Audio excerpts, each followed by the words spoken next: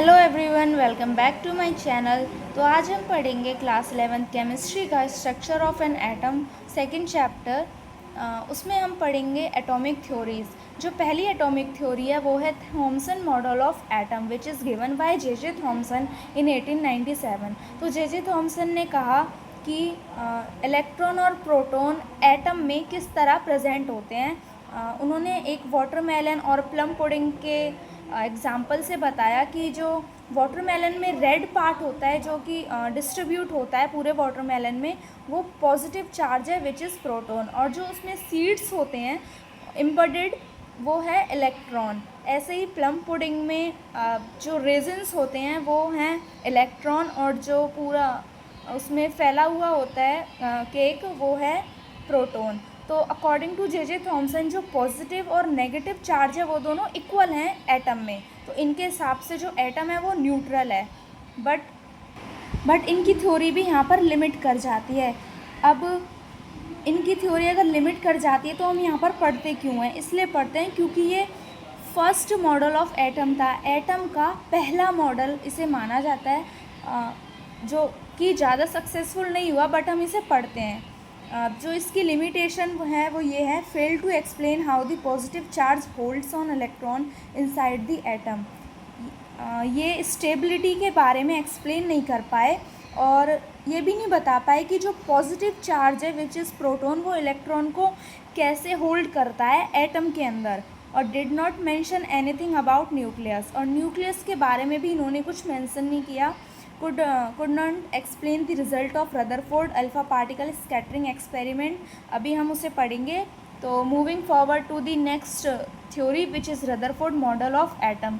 Rutherford model of atom Rutherford की theory थी जिन्होंने 1908 में ये थ्योरी दी। अब इन्होंने बेसिकली न्यूक्लियस की डिस्कवरी की थी, तो इन्होंने न्यूक्लियस की डिस्कवरी करने के लिए गोल्ड फॉइल एक्सपेरिमेंट किया, जिसमें इन्होंने एक अल्फ़ा पार्टिकल एमिटर लगाया जहाँ से अल्फ़ा पार्टिकल निकलेंगे, और यहाँ पर गोल्ड फॉइल लगाई। और इस गोल्ड फॉइल के अंदर आप देख सकते हो यहाँ पे गोल्ड के बहुत छोटे एटम हैं, और इन्होंने गोल्ड फॉइल के पीछे एक डिटेक्टिंग स्क्रीन लगाई which is made up of zinc sulphide. Basically जो अल्फ़ा पार्टिकल है वो एक डबली चार्ज पार्टिकल होता है हीलियम का। जो अल्फ़ा पार्टिकल का मास होता है वो 2 होता है, और इसका जो चार्ज है वो 2 होता है, और मास जो है वो 4 AMU होता है, एटॉमिक मास यूनिट। अब जब इन्होंने अल्फ़ा पार्टिकल एमिटर से अल्फ़ा पार्टिकल एमिट कराया, तो जो अल्फ़ा पार्टिकल से यहाँ से अल्फ़ा पार्टिकल की रेज गई, तो जो गोल्ड फॉइल में से most of the alpha particle जो हैं वो स्ट्रेट चले गए, और कुछ डेविएट कर गए, और कुछ डिटेक्टिंग स्क्रीन पर जाके इस तरीके से वापस उल्टे आ गए। मैं दोबारा एक्सप्लेन करती हूँ। तो इन्होंने जो है यहाँ पर एक डिटेक्टिंग स्क्रीन ली जिंक सल्फाइड की, और यहाँ पर गोल्ड फॉइल लगाई, और यहाँ पर एक अल्फ़ा पार्टिकल एमिटर लगाया, और यहाँ से अल्फ़ा पार्टिकल भेजना शुरू किया। तो अब इसमें छोटे छोटे एटम प्रेजेंट हैं गोल्ड के। तो यहाँ से वो रेस थी जो बहुत सारी रेस तो सीधी चली गई, और कुछ जो हैं वो कुछ एंगल से डेविएट कर गई, और जो कुछ रेस थी वो ऐसे सीधे जाके वापस आ गई। तो इसके पोस्टुलेट भी यही हैं, जो अल्फ़ा पार्टिकल है वो कुछ स्ट्रेट चले गए, कुछ डेविएट कर गए कुछ एंगल से, और फ्यू पार्टिकल यानी कि 1 in a मिलियन में से बस एक जो पार्टिकल था वो रिफ्लेक्ट हुआ और वापस आया, जिसने 180 डिग्री का एंगल बनाया। तो रदरफोर्ड ने न्यूक्लियस की डिस्कवरी की। अब हम इसे और जूम आउट करके देखते हैं। अब जैसे ये एटम है, तो यहाँ से जब अल्फ़ा पार्टिकल गया तो most of the alpha particle went straight, वो यहाँ से स्ट्रेट चले गए, क्योंकि यहाँ पर जो एटम है उसमें स्पेस खाली है। तो स्पेस खाली होने के कारण जो कुछ अल्फ़ा पार्टिकल है वो रेस सीधे चले जाते हैं, और कुछ जो हैं डेविएट कर जाते हैं इस तरीके से, और कुछ जो हैं 1 इन अ मिलियन पार्टिकल, जो एक पार्टिकल है वो सीधा यहाँ पे न्यूक्लियस से जाके भिड़ता है और वापस आ जाता है 180 डिग्री पे। अब हम इसके कंक्लूज़न पढ़ते हैं। देखो, अल्फ़ा पार्टिकल स्ट्रेट जा रही है, तो उसकी वजह क्या है? उसकी वजह ये है कि जो एटम है वहाँ पे स्पेस प्रेजेंट है, खाली जगह है, तभी तो कुछ भी नहीं टकरा रहा और वो सीधे चली जा रही हैं। तो उनका पोस्टुलेट पहला यही था, अल्फ़ा पार्टिकल स्ट्रेट जाती हैं, जिसका कंक्लूज़न था एटम में जो है स्पेस प्रेजेंट है। और some alpha particle deflected by some angle, कुछ अल्फ़ा पार्टिकल जो हैं डिफ्लेक्ट कर जाती हैं कुछ एंगल से, जिसका कंक्लूज़न था पॉजिटिव चार्ज प्रेजेंट है। Few particle in 1 in a million reflected back to the foil. कुछ अल्फ़ा पार्टिकल जो हैं वो जाती हैं और वापस आ जाती हैं, 180 डिग्री का एंगल बनाती हैं। तो इसका जो पीछे रीज़न है वो ये है कि whole mass of an atom is situated in the centre, कि जो एटम का पूरा मास है वो एटम के सेंटर में प्रेजेंट है, विच इज़ न्यूक्लियस। ये जो थर्ड पोस्टुलेट था वो रदरफोर्ड के लिए बहुत शॉकिंग रहा, क्योंकि एक अल्फ़ा पार्टिकल जिसका मतलब जो कि इतनी तेज़ी से जा रहा है, वो एक ऐसे बाहरी चीज़ से टकरा रही है कि वो रिफ्लेक्ट होके आ जा रही है। तो उन्होंने बोला वो जो भारी चीज़ है ना, उन्होंने उसको न्यूक्लियस का नाम दिया। उसके अंदर जो न्यूट्रॉन की डिस्कवरी है वो बाद में हुई थी। इसे जो है एटम का बहुत ही अच्छा मॉडल माना जाता है, क्योंकि इसमें न्यूक्लियस की डिस्कवरी हुई थी। अब जो रदरफोर्ड का मॉडल था उसमें भी लिमिटेशन आती हैं कि ये स्टेबिलिटी ऑफ एटम के बारे में ये भी नहीं बता पाए। अब सपोज़ करो कि ये एक पूरा ग्राउंड है,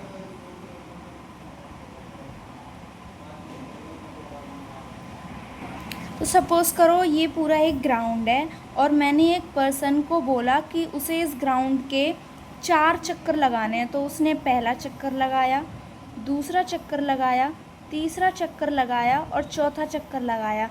तो जो इस इंसान की इस पर्सन की जो पहले राउंड में जो एनर्जी है वो 4th राउंड में जो एनर्जी है उससे डिफरेंट होगी, वो थक जाएगा। तो वो आके सेंटर में बैठेगा जहाँ पे एक पानी की बोतल रखी है, तो वो पानी पिएगा। तो जब भी कोई पर्सन मोशन करता है या फिर कुछ भी चीज़ मोशन करती है तो वो कुछ एनर्जी जो है रेडिएट आउट करती है।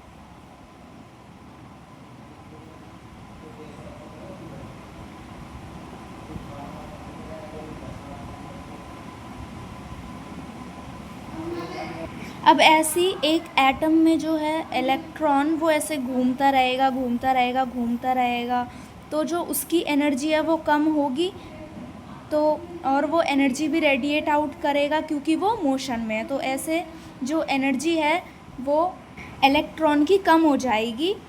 तो प्रोटॉन की एनर्जी तो यहाँ पे ज़्यादा है क्योंकि वो घूम नहीं रहा है।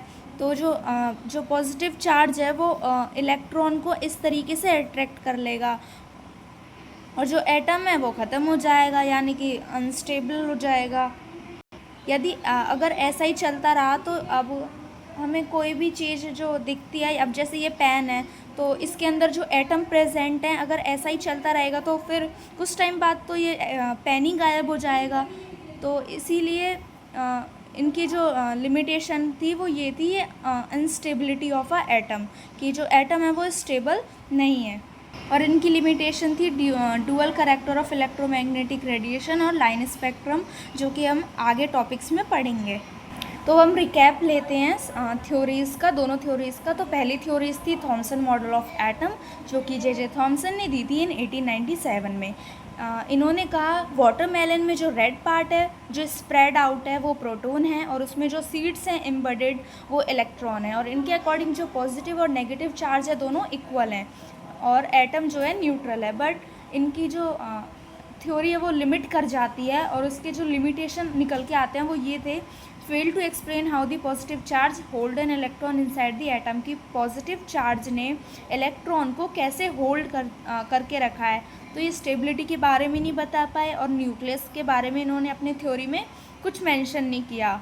और जो सेकंड थ्योरी है वो है रदरफोर्ड मॉडल ऑफ एटम, 1908 में दी थी। तो इसमें गोल्ड फॉइल एक्सपेरिमेंट करते हैं, वहाँ पे अल्फ़ा पार्टिकल एमीटर लगाते हैं, डिटेक्टिंग स्क्रीन लगाते हैं which is made up of zinc sulphide. Alpha जो है वो डबली चार्ज पार्टिकल है हीलियम का, जिसका चार्ज होता है 2 और मास होता है 4 AMU। तो रदरफोर्ड एक्सपेरिमेंट के जो पोस्टुलेट निकल के आए वो ये थे कि most of the alpha particle went through straight and जो अल्फ़ा पार्टिकल कुछ अल्फ़ा पार्टिकल स्ट्रेट चले गए और जो कुछ अल्फ़ा पार्टिकल वो डेविएट कर गए कुछ एंगल से, और few particle 1 in a million यानी कि लाखों करोड़ों में से जो एक पार्टिकल है वो रिफ्लेक्ट हुआ और वापस आया। तो इन जो थर्ड पोस्टुलेट था वो बहुत शॉकिंग था रदरफोर्ड के लिए।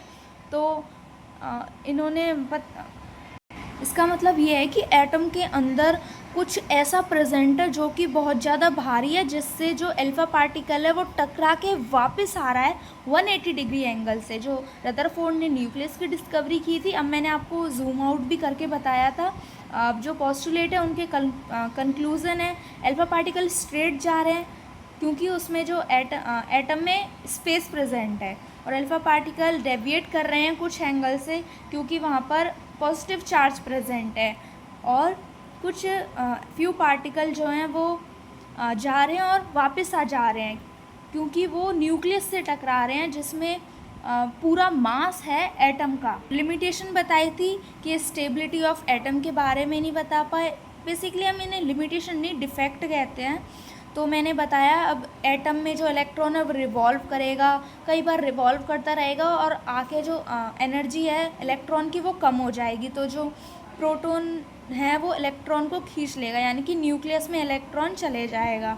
तो ऐसे तो है कोई भी जो एटम है वो हमें दिखाई नहीं देगा, वो कुछ समय बाद गायब ही हो जाएगा। तो इनकी जो दूसरी लिमिटेशन है वो है dual character of electromagnetic spectrum and line spectrum, electromagnetic radiation and line spectrum, जो कि हम आगे पढ़ेंगे। Moving forward to the next topic which is atomic number. Atomic number अगर हम किसी भी एटम का फाइंड करते हैं, अगर वो न्यूट्रल एटम है यानी कि उसने कुछ भी इलेक्ट्रॉन लूज़ भी नहीं किए ना गेन किए, यानी कि उस पर कोई चार्ज नहीं आया, तो उस केस में जो हमारा एटॉमिक नंबर है वो प्रोटॉन और इलेक्ट्रॉन दोनों के इक्वल होता है। और जब हमारा एटॉमिक नंबर जो एटम है वो न्यूट्रल नहीं होता, जब उसने इलेक्ट्रॉन लूज़ किए होते हैं या फिर गेन किए होते हैं, तो उस केस में जो हमारा प्रोटॉन है वो इलेक्ट्रॉन के इक्वल नहीं होता, बस जो एटॉमिक नंबर है वो प्रोटॉन के नंबर ऑफ प्रोटॉन के इक्वल होता है। अब हम पढ़ते हैं मास नंबर। मास नंबर क्या होता है? Mass of an atom reside in its nucleus. Nucleus में कितना मास प्रेजेंट है वही होता है mass number. Mass of an atom is practically due to proton and neutron atom. Basically जो एटम का मास होता है वो प्रोटॉन और न्यूट्रॉन का मास होता है विच इज़ न्यूक्लियस। जो हम प्रोटॉन और न्यूट्रॉन न्यूक्लियस के अंदर आते हैं। अब जो मास नंबर है वो इक्वल होता है नंबर ऑफ़ प्रोटॉन और नंबर ऑफ़ न्यूट्रॉन के। अब हमें किसी भी एटम का जो है अगर मास फाइंड करना है, अगर उसका एटॉमिक नंबर इवन है तो उसको 2 से मल्टीप्लाई कर दो, उसका आंसर आ जाएगा। अब जैसे कि हीलियम, इसका जो एटॉमिक नंबर होता है वो 2 होता है, अगर हम इसे 2 से ये इवन है, अगर हम इसे 2 से मल्टीप्लाई करेंगे तो उसका जो मास नंबर है वो 4 आ जाएगा। अगर किसी भी किसी एटम का मास है वो मास निकालना है, अगर वो ऑड है तो उसमें 2 मल्टीप्लाई करके +1 कर देंगे। बट ये एप्लीकेबल है बस कुछ एटम्स के लिए, बट इसमें भी कुछ एक्सेप्शन आते हैं। अब जैसे कि नाइट्रोजन कितने नंबर पे आता है? 14। अगर इसमें 7 नंबर पे आता है, अगर हम इसमें 2 मल्टीप्लाई करेंगे तो ये 14 आएगा। और ये क्या है? ऑड नंबर, बट हम इसमें +1 नहीं करते क्योंकि ये एक्सेप्शन है। अब हमें इस चैप्टर में 1 to 30 एलिमेंट्स याद होने चाहिए। आप 1 से लेकर 20 तो 10th क्लास में याद कर लिए थे, और जो 21 to 30 है वो आपको इसमें याद करने हैं। जो 21 एलिमेंट होता है वो scandium, titanium, vanadium, chromium, manganese, iron, cobalt, निकल, कॉपर, जिंक। 1 to 30 एलिमेंट आपको इसमें याद करने हैं। अब मैं इसे याद करने के लिए आपको ट्रिक बता देती हूँ। सक ती वी करो मन फेंको नी कू जन। यहाँ पे सक का मतलब है स्कैनेडियम, सक ती टाइटेनियम, वी वेनेडियम, करो chromium, Mn manganese, Fe iron, Co cobalt, Ni निकल, Cu कॉपर, Zn जिंक। तो आप इस ट्रिक से भी इन एलिमेंट्स को याद कर सकते हैं। So this was the whole video about atomic theories, mass number, atomic number and 1 to 30 elements. If you like it, like, subscribe and share.